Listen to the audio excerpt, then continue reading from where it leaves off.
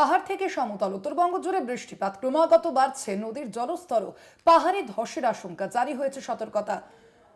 দুর্ঘটনা এড়াতে প্রশাসনের কড়া নজরদারি। সরাসরি আমাদের সঙ্গে প্রতিনিধি রয়েছেন কালচিনি থেকে অজয় শাহ। অজয়, এই মুহূর্তে ঠিক কি অবস্থা, আবহাওয়ার ঠিক কি পরিস্থিতি এবং প্রশাসনিক তৎপরতা কি রয়েছে, কি কি সতর্কতা জারি রয়েছে? দেখো, আবহাওয়া অফিস থেকে আগে কিন্তু উত্তরবঙ্গের আলিপুরদুয়ার, জলপাইগুড়ি ও কুচবিহার জেলাতে কিন্তু ভারী থেকে অতি ভারী বৃষ্টির সম্ভাবনা তারা প্রকাশিত করেছিল। এরপরেই দেখা গেল কিন্তু গত দুদিন থেকে প্রচুর বৃষ্টিপাত হচ্ছে উত্তরবঙ্গের জেলাগুলিতে। আজ সকাল থেকে কিন্তু আলিপুরদুয়ার জেলার একাধিক এলাকায় বৃষ্টিপাত হচ্ছে।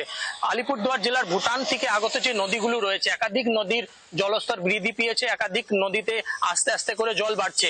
যেমন কি তোরসা নদী রয়েছে, কালজনি নদী রয়েছে, বাসরা নদী রয়েছে, পানা নদী রয়েছে, এই সমস্ত নদীর কিন্তু জল আস্তে আস্তে করে বৃদ্ধি পাচ্ছে। আর এর ফলে কিন্তু আলিপুরদুয়ার জেলার একাধিক এলাকায় দেখা যাচ্ছে আতঙ্কের পরিবেশ। কেননা কিছুদিন পূর্বেই কিন্তু বন্যাতে প্রাকৃতিক দুর্যোগের সময় এই তোরসা নদী ফুলে ফেপে ওঠে, আর নদীর জল বিভিন্ন গ্রামে ঢুকে বিভিন্ন এলাকায় কিন্তু ব্যাপক ক্ষয়ক্ষতি হয়েছে। এবার সেই সব এলাকায় কিন্তু বেশি আতঙ্ক দেখা যাচ্ছে। আলিপুরদুয়ার জেলার কালচিনি ব্লকের সুভাষিনী চা বাগান এলাকায় কিন্তু গতবারের বন্যাতে বাঁধ ভেঙে গেছিল, সেখানে একটা টেম্পোরারি কাজ হয়েছে, কিন্তু নদীর জলস্তর যেমন বাড়তেছে সের কারণে কিন্তু বাসিন্দাদের মধ্যে খুবই আতঙ্কের পরিবেশ রয়েছে। আলিপুরদুয়ার ১ নং ব্লকের পাতলা খাওয়া এলাকাতেও তেমনই আতঙ্ক রয়েছে। নদীর তীরবর্তী এলাকার যে গ্রামগুলি রয়েছে সেখানকার বাসিন্দাদেরকে ইতিমধ্যে প্রশাসন সতর্ক করেছে। প্রশাসনের পক্ষ থেকে অনেক বাসিন্দাদেরকে কিন্তু সুরক্ষিত স্থানে নিয়ে যাওয়া হয়েছে।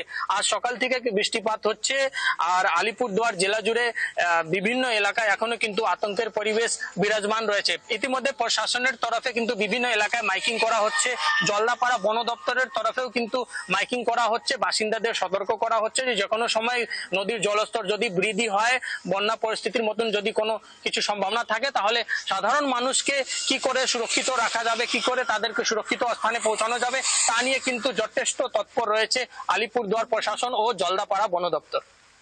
ধন্যবাদ অজয়।